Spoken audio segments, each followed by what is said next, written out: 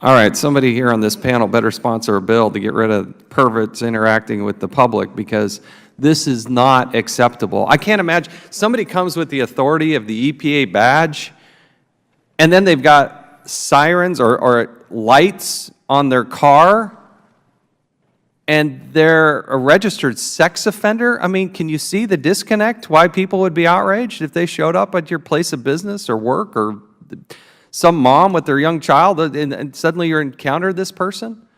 And how do you stand for that?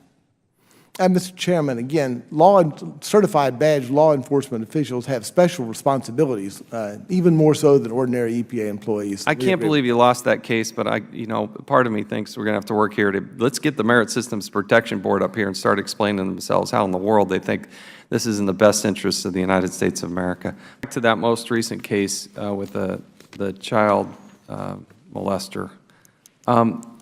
You said, yeah, conclude that part about the Merit Systems Protection Board. I mean, based on the brief evidence that you shared with us, the scenario of the case, what were the other considerations that he got in order to resign from the EPA? He received a cash settlement of $55,000, I believe. I'll have to check my notes. We paid, the American people paid him $55,000 to walk away? Yes. But you know, the IG is not part of those negotiations. I'm not blaming you. You're the ones that actually highlighted this. Mr. Myberg, I mean, it's hard to hold you personally responsible for that, but I mean, we had to pay $55,000 to this person?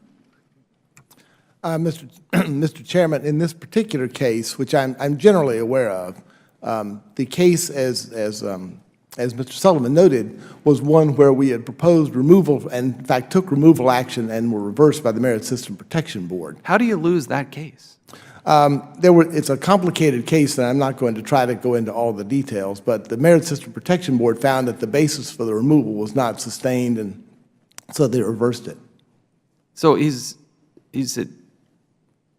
I mean, it's just pretty stunning, isn't it? I mean, what needs to change? You both are close to this situation. What needs to change? How do we need to change the Merit Systems Protection Board? Because what's not happening is we're not protecting the American people and the taxpayers, and we're not protecting the employees that have to sit by this freak of a pervert. We're not protecting them. So how do we protect the employees of the EPA and the American taxpayers? What do we need to do with the Merit Systems Protection Board to get them to make the changes?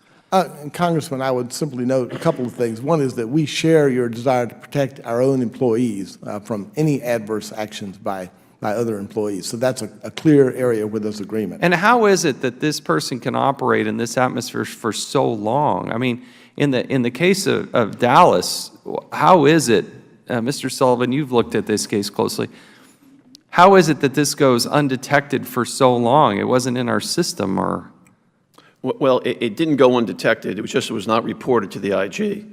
In 1999, our investigation revealed that the management in Region 6 in Dallas, EPA management, found out about his conviction. And at that time, he was stopped again by the police for using lights and sirens. I don't know about the sirens, but I know about the emergency lights. And that was brought to the attention of EPA management. He was counseled and told not to do that again, but it was never brought to the attention of the IG in 1999. And what was his position back in 1999? What was he doing? He was an enforcement officer doing civil inspections for the EPA. So his job would be to do what? To go out to a site and look, to examine and determine if there was any environmental violations. So we put it out there interacting with the public. Mr. Myberg, how does this happen? I mean, if you know that this person has to register as a sex offender, has this type, why do you put them in a position to have to interact with the public? Mr. Chairman, I don't believe there's any particular rule that says that if an employee is convicted of a crime in general, that they have to then report that to the agency. Should that be the case? Should they have to report ongoing?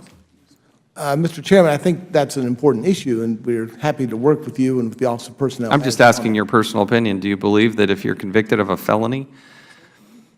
Mr. Chairman, again, I am here in my official capacity. I would rather stay with my official answer.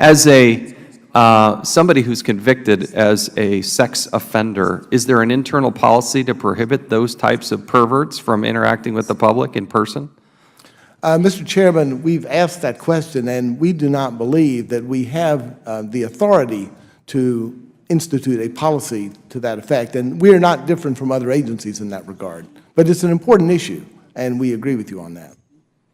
My time's expired.